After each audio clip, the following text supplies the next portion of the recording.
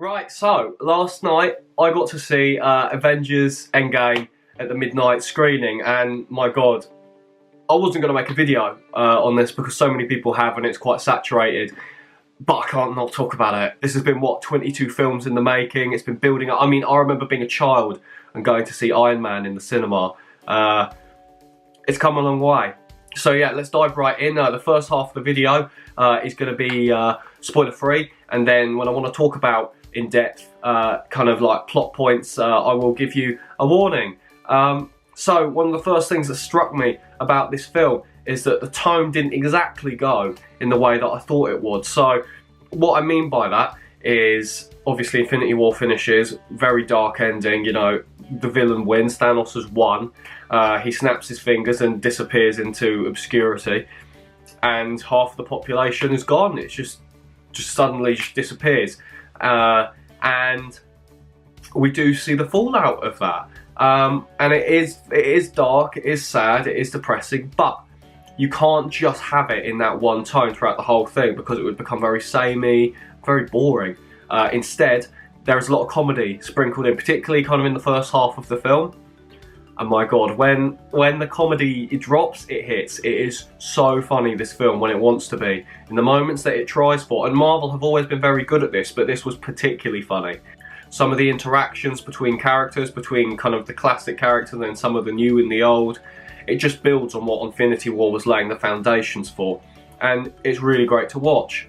They do get the balance right of kind of the serious nature and the comedy. One doesn't outweigh the other. The comedy doesn't make anything feel reductive or less important, whereas equally it can lighten some moments where it needs a bit of lightening to keep the audience on board, because there isn't a lot of action in this film, particularly the first half, and it's saying something for a 3-hour superhero film when there's no action in the first half of the film, and I'm not bored. There was not one moment I was bored, because the character-to-character moments, it's so well done, and it's so, like, the moments are so driven, and you really see the humanity behind a lot of these characters. And I know that we have in the past, but it just goes even more and more, and you see a lot of these people right at their cores, you know, for most of them they've got nothing left to lose. The film looks great as well. I mean, Marvel films always look great, but there are some shots that are just particularly brilliant, and I think some that will become quite iconic. And this is a very big shout. Might get a bit of backlash, but I think that this film, Infinity War and Endgame together are our generation of it's our Star Wars. Now, when I say that, I know Star Wars is still happening. It's awesome, it's brilliant, particularly with the trailer recently. But I'm talking about when A New Hope dropped, and I know that for like CGI and that, Endgame hasn't been revolutionary, but just as this massive build-up of these 22 films that have like accumulated to this one point, I think this is going to be one of the films that defines a generation. And it does feel like you're witnessing a bit of history with this film, because it is absolutely brilliant, and it almost has the same format as a TV series, as in like 22 films. It's just unheard of, and you do feel like this is something really quite special. So I hope this isn't really a spoiler by any means, because it's kind of given away in the trailer. But this is about the original Avengers. This is about the original characters from the first Avengers Assemble and the films that kind of built up to that. Of course, as we know, that can't be much of a spoiler, because most of the new characters were snapped out of existence, leaving the old characters to pick up the pieces.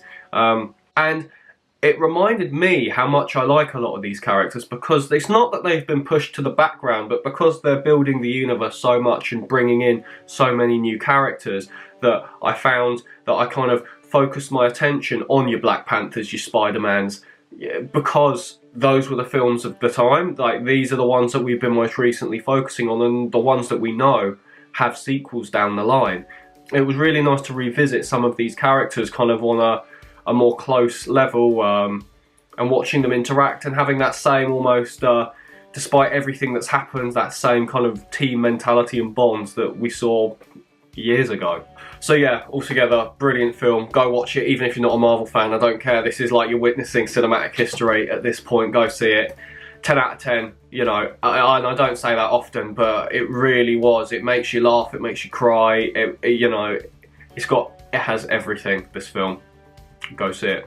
So this is the point where those of you who haven't seen it, go away, with all due respect. I want to start talking about some actual content from the film. So yeah, I'm not going to talk about everything, but just the main points, because if we were talking about everything, we'd be here all day. So the first 20 minutes of the film really struck me with surprise. I didn't think that, like the beginning of Infinity War when Loki is killed, I didn't think a beginning of a film could shock me more than that in the Marvel Universe.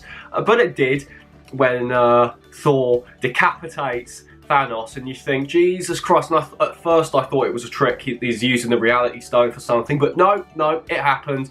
And then we are jumped to 5 years later, and you think, Jesus Christ, like 5 years later from that moment, because it's almost like everything is now lost, all hope is gone.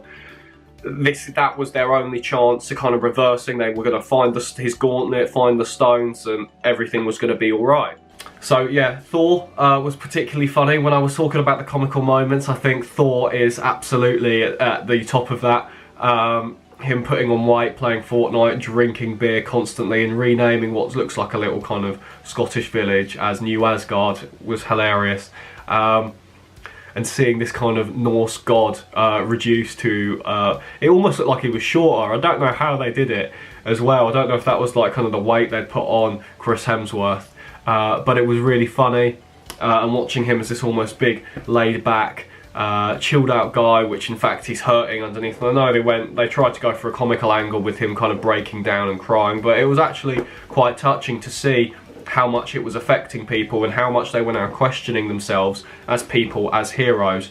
This even goes, I mean, you see Black Widow, you see Black Widow crying at one point. It's just, Black Widow doesn't cry, like, the events of Infinity War have broken these characters. I mean, Hawkeye goes off the grid. He becomes this almost like serial killer, but killing bad people. Kind of has this vigilante justice complex to him now, but not sort of like, you know, saving an old lady or getting a cat out of a tree. This is like murdering criminal gang lord. But yeah, no, another really massive moment I was not expecting in the slightest was Black Widow sacrificing herself to get the Soul Stone. And the reason that I thought that it wasn't going to happen, because I guess when you think about it, because Hawkeye has a family, you think, you know, she's going to sacrifice herself so he can go be with his family. But for years and years, there's been speculation of a Black Widow spin-off film. And I mean, there might be, because it might be like set in the past, but I thought she would be kind of have this plot armor where she wouldn't die. Like, as much as it was a mirror of Infinity War where Gamora sacrifices herself, who is now actually not dead because half of the film is about time travel. And it gets very confusing because the way they go about time travel is not like how, and they literally take the mick out of kind of how time travel's portrayed in movies, because in this universe it doesn't work like that. People like Captain America are given a bit more screen time in this film. I thought that he wasn't given. I understand there are a lot of characters, a lot of new characters, but he was a bit shoved off to the back in Infinity War, and he really gets to shine. And I think one of his greatest moments, and one of the greatest moments in the whole Avengers canon, is Captain America standing up to Thanos and this just like mass army at the end in this final battle, and he just stands there with a broken shield, kind of accepting his fate but still standing strong. So I mean, yeah, I mean, I know this is the spoiler bit anyway, but massive spoilers anyway, because this is kind of like the crux of the film, is that the characters are snapped back into existence, but it's almost at what cost. Something that I like about Endgame is that every time there's a win, you don't just get the win. It almost reminds me of Game of Thrones in that sense. You never get a clean win. There's always some consequence. There's always something that needs to be paid in return. So obviously, like I was talking about, Black Widow having to get the Soul Stone, having to sacrifice herself. Then you've got when they're snapped back into existence, and the moment it's this joyous moment. Oh my God, we're gonna be like, we've done it. We're gonna be okay. And that's when Thanos' ship just starts just piling missiles and missiles into the Avengers building. And the moment you get a bit of hope, then it's squashed again. And it does that throughout the entire film. Which leads to the final battle. I know I'm jumping through this a bit, but I think this is the bit I really want to talk about. Brilliant. Like, the tension, the music, everything in this final battle, especially when the portals open through Doctor Strange, because been snapped back, and he brings everyone with him, and it's just this mass army. And it's where the tables have turned, and it was nice for once to see a more equal fight. But yeah, altogether, I'm rambling. It was an absolutely brilliant film. I really recommend it. Yeah, top marks. I can't fault it. Besides maybe the time travel aspect being ever so slightly confusing, and might have been me being slow. I'm gonna go and see it a second time. But that might have been my only fault, is that wasn't really explained enough, because the events of the past, would they not affect the future, sort of thing, and they, yeah, go see the bloody film. Cheers for watching, guys. I hope you enjoyed my rambling, and yeah, see you later.